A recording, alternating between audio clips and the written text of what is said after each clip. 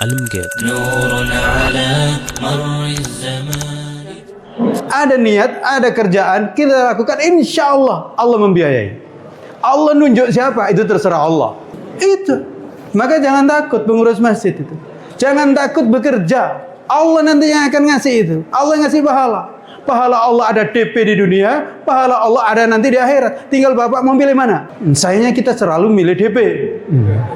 Padahal yang namanya DP itu kecil. Gitu. Iya kan? Dan itu pasti ada. Percaya. Orang tua katanya susah menyekolahkan anak. Berniatlah dan lakukan. Pasti Allah akan membiayai. Tapi harus jujur. Ya kan?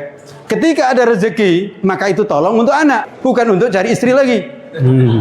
Iya kan? Banyak orang nggak jujur. Ketika kita punya niat, lalu kemudian kita lakukan, ada biaya, nggak kita gunakan untuk yang kita niatkan. Ini pembuka saja. Bapak dan saudara-saudara sekalian, status kita sebagai imam dan khatib itu dahsyat. Saya ingin mengatakan, dan nggak usah kecil hati. Direktur BSI itu kecil. Bapak sebagai imam khatib masjid, pengurus masjid itu lebih tinggi. Jadi kalau ada sekda tadi, saya akan bicara. Kecil sekda. Iya, karena ada gubernur juga. Saya akan katakan itu kecil. Raja Saudi itu hebat. Karena dia mengatakan adalah Khadimul Haramain. Semenjak itulah Raja Saudi itu dahsyat. Karena dia mengatakan Khadimul Haramain. Pelayan 2 masjid. Baru pelayan 2 masjid itu. Sudah sebagai itu. Maka sebenarnya Bapak ini bukan orang kecil. Imam khatib itu bukan orang remeh. Gitu. Tapi ini adalah sangat tinggi. Dimuliakan oleh Allah Subhanahu wa taala. Tapi sayang, kita sering nggak sadar. Gitu. Merasa kita ini kayak pinggiran gitu. Padahal mulia. Mulia. Ngurus rumah Allah. Bapak ngurus masjid apa? Baitul Atiq. Sebut Baitul Atiq. Baitul Atiq begini, Baitul Atiq begini, begini. Kalau nggak percaya silakan datang. Begitu. Lihat WC-nya, lihat pengajiannya, lihat jamaahnya. Gitu. Saya ingin sampaikan, saya kalau ngaji, jamaahnya itu duduk di pinggir, saya nggak mau. Ini nggak mau ngaji. Untuk apa? Ngasih orang yang tidak mau. Gitu. Sama dengan kasih makan, tapi nggak mau. Lah mending kita kasih yang mau. Gitu. Izin. Saya punya prinsip begitu sekarang. Saya pengajian, kalau sampai duduk-duduk di pinggir dalam mayoritas, saya nggak akan mau. Oleh karena itu saya ingin mengingatkan, imam dan khatib itu dahsyat. Ini saya buat judul, khatib itu mengguncang. Mengguncang. Nanti ada dalilnya. Imam itu harus bisa membawa terbang. Terbang. Silakan kalau nggak percaya. Sholat di Masjidil Haram pasti jiwa kita terbang. Terbang. Di Jogokaryan, alhamdulillah terbang. Ya, terbang juga, di bawah terbang. Terus di sampingnya ada masjid juga di samping Jogokaryan itu bagus juga. Saya langsung kenalan sama imamnya itu. Dan ternyata dia adalah imam pertama yang di Jogokaryan. Lalu kemudian membuat lagi. Gitu. Jadi begitu imam bisa membawa terbang. Memang badan kita masih di bumi, tapi jiwa kita diajak tamasa ke langit sama imam. Gitu. Karena nanti kita akan tahu bahwa salat itu adalah mi'raj. As-salatu mi'rajul mu'min. Salat itu adalah mi'rajnya orang yang beriman. Jangan masih di bawah saja. Memang kaki di bawah, tapi jiwa kita melambung ke atas sana. Karena kita khusyuk. Kenapa khusyuk? Imam berpengaruh. Pasti itu.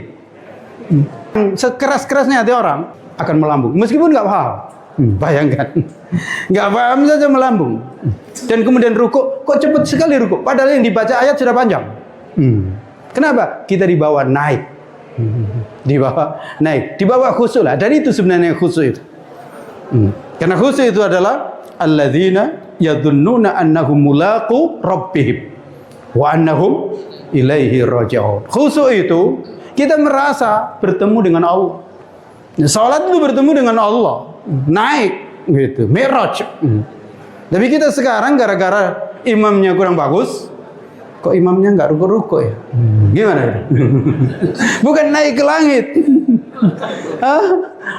Malah jatuh gitu loh.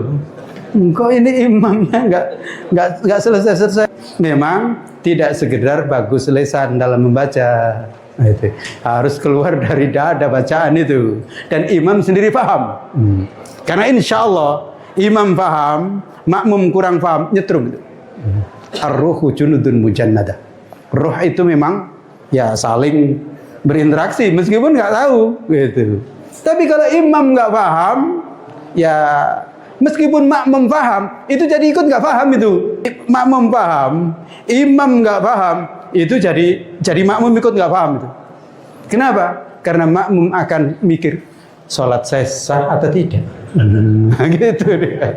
Karena iya, ada orang-orang tertentu yang sholat itu jadi nggak sah. Gara-gara apa? Dia paham, sementara imamnya nggak paham.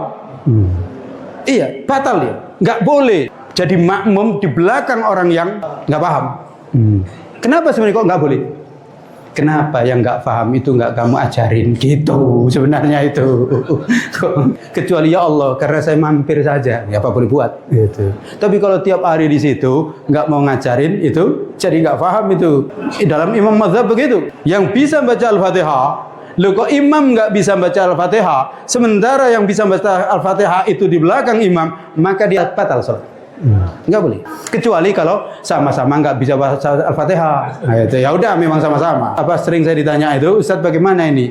Imam bacaan Fatihahnya nggak bagus sih. Bagaimana sholat para jamaah? Saya tanya, jamaahnya levelnya ada nggak yang lebih tinggi? Nggak ada Ustadz. Ya udah, jangan tanya, nggak ada kok. Maka mintalah kepada Allah diterima sholatnya. Lalu sama semua kok. Iya Ustadz, tapi nggak paham juga. Saya tanya, antum gimana baca Al-Fatihah? Begini, ternyata salah juga dia. Ya udahlah sama-sama terimalah gitu. Belajarlah dulu kepada Ustadz, mana tadi Ustadz Miswar dan Ustadz Miswar. Tapi tolong jangan langsung dikasih grade yang paling bagus gitu. Ini belum bisa, harus 50 pertemuan lagi katanya. Nah, jangan gitu juga. Lu ya, karena ada santri yang saya suruh belajar itu nggak lulus gitu. Saya bilang jangan begitu juga, gitu. Jadi harus mutawasid tuh, gitu. Ya, terus nanti ningkat begitu. Ya, khotib juga begitu, harus bisa terbang. Jangan khotbah itu hanya ngisi waktu saja, gitu. Lanjut.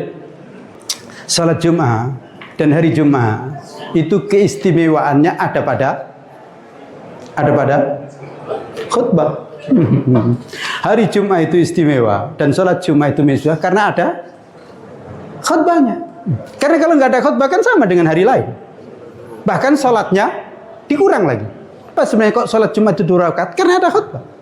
Sehingga ada yang mengatakan 2 khutbah itu ganti 2 rakaat meskipun nggak begitu. Tapi kira-kira demikian. Gitu. Dan 2 khutbah. Dan juga mirip, khutbah itu kan mirip dengan sholat.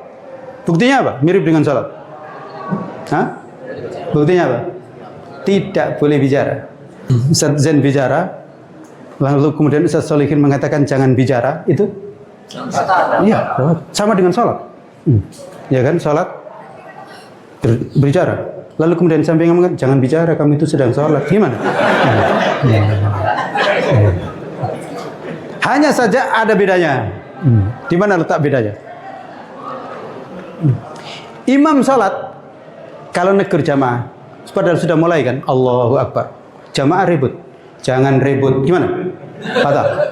Tapi kalau di sholat Jumat tidak. Perlu diketahui. Itu khotib boleh negur jamaah. Nah, ini harus ngerti nih. Khotib boleh negur jamaah, jamaah boleh jawab. Jadi ada komunikasi, boleh ada komunikasi antara imam dan antara khotib dan jamaah. Apa dalilnya? Ada orang datang salat, masuk masjid, sholat Jumat, langsung duduk. Nabi tanya, qad salait, sudah sholat? Belum ya Rasul. Qum fasal, berdiri dan sholatlah. Nabi sedang berkhutbah. Gitu. Oleh karena itu kalau ada yang ribut, itu imam khotib boleh. Anakku diam. Boleh. Jangan dibiarin. Atau memerintahkan, tolong itu diamankan belakang. Boleh. Karena khotib dan imam itu komando. Tapi imam tidak boleh mengomando seperti itu. Kecuali karomah. Apa karomah? Umar bin Khattab mengomando saat sholat itu. Itu karomah. Dan dengar ternyata yang di sana. Itu lain. Tapi kalau untuk khotib boleh. Gitu. Oleh karena jangan diam saja khotib itu.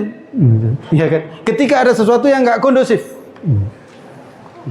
Ada dari jauh datang ya Rasulullah, di khutbah Jumat, kita sudah lama nggak ada hujan, maka tolong doakan supaya kehujanan, supaya turun hujan. Itu di salat Jumat. Maka Nabi berdoa minta hujan, betul. Setelah salat Jumat turun hujan. Alhamdulillah. Tapi ternyata hujan itu seminggu nggak berhenti. Satu pekan. Jumat besoknya ngomong lagi itu, ya Rasulullah, hujan terlalu deras, nggak ada henti, banjir kami. Tolong doakan supaya henti. Maka Nabi berdoa. Apa artinya? Itu saja bedanya. Di khutbah Jumat itu memang bisa imam dan makmum bicara, tapi antar makmum tidak. Dan oleh karena itu khutbah itu bukan sekedar alhamdulillah, alhamdulillah, lalu kemudian innallaha malaikatahu yusholluna 'alan nabi wa la dzikrullah akbar, selesai, bukan. Kalau salat itu adalah hamba bicara dengan Allah. Tapi kalau khutbah itu sebenarnya adalah khotib sedang bicara dengan jamaah, meskipun diawali dengan minta izin kepada Allah. Makanya adalah alhamdulillah. Lalu juga izin kepada Nabi. Maka ada salawat. Oleh karena itu dalam khutbah para ulama sering menyebutkan rukun khutbah itu adalah alhamdulillah, ada salawat. Lalu kemudian ada inti, yaitu ngajak bertakwa. Lalu kemudian ada doa sekitar itu. Kenapa? Karena khotib itu sebenarnya mewakili atau menjadi penyambung lidah Nabi Muhammad sallallahu alaihi wasallam. Coba betapa gayanya dan gagahnya khotib itu. Penyambung lidah Nabi. Kalau sekda tadi kecil, penyambung lidah gubernur. Ini memang lah, khotib itu penyambung lidah Nabi. Yang disampaikan adalah kalam Allah. Karena itu di antara khutbah Nabi itu, amma ba'd fa inna asdaqal hadithi kitabullah. Sesungguhnya sebenar-benar ucapan adalah kitabullah. Wa khairul hadyi hadyu Muhammadin sallallahu alaihi wasallam. Wa syarrul umuri muhdatsatuha. Gitu kan? Wa kullu bid'atin dalalah. Nanti akan saya singgung dikit soal bid'ah ini. Iya. Jadi khatib itu penyambung lidah Nabi, pedomannya Al-Quran dan Sunnah. Maka jangan mengada-ngada. Jangan membuat bid'ah. Bid'ah itu buruk. Bid'ah itu apa? Nggak ada dalilnya dari Al-Quran dan Sunnah. Itu. Kalau ada dalilnya, ya insya Allah nggak bid'ah. Paling banter mungkin nanti ada persoalan-persoalan agak khilafiyah gitu. Dan itu jangan langsung ini bid'ah, ini bid'ah, ntar dulu. Kalau mau saya kasih contoh bid'ah itu Khawarij. Bid'ah itu adalah Murji'ah. Bid'ah itu adalah Mu'tazilah. Bid'ah yang sebelumnya itu adalah Syiah. Sekitar itu. Gitu. Bid'ah akbar. Kalau tentang tahlilan, ntar dulu bagaimana dia tahlilan. Gitu. Tentang peringatan Maulid Nabi, saya kira ntar dulu juga bagaimana dia peringatan Maulid Nabi. Gitu. Itu ada, dia melakukannya itu ada dalil nggak?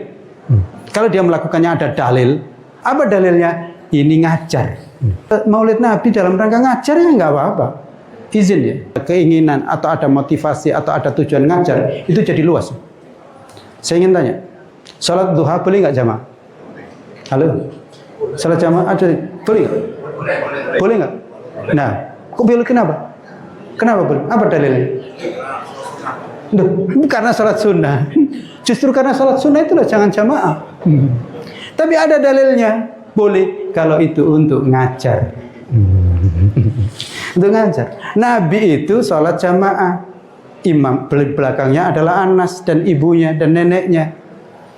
Selidik punya selidik, para ulama nyari, kenapa Nabi ini kok salat? Itu adalah lita'alim, untuk ngajarin bagaimana salat berjamaah gitu. Itu di rumah situ. Maka banyak para ulama menyebutkan ini salatnya salat duha. Karena di pagi hari gitu. Ada lagi nanti malam Ibnu Abbas ikut juga salat itu di sini. Dan juga Nabi, dan disebutkan Imam Nawawi menyebutkan doa setelah ba'da salat itu bagus li'ajli ta'lim, untuk mengajar. Karena kalau nggak begitu kabur langsung terus nggak bisa zikir gitu. Itu diantara. Berarti yang begini jangan langsung divonis bid'ah. Apa dia motivasinya? Apa dia dalilnya? Gitu. Itu diantaranya.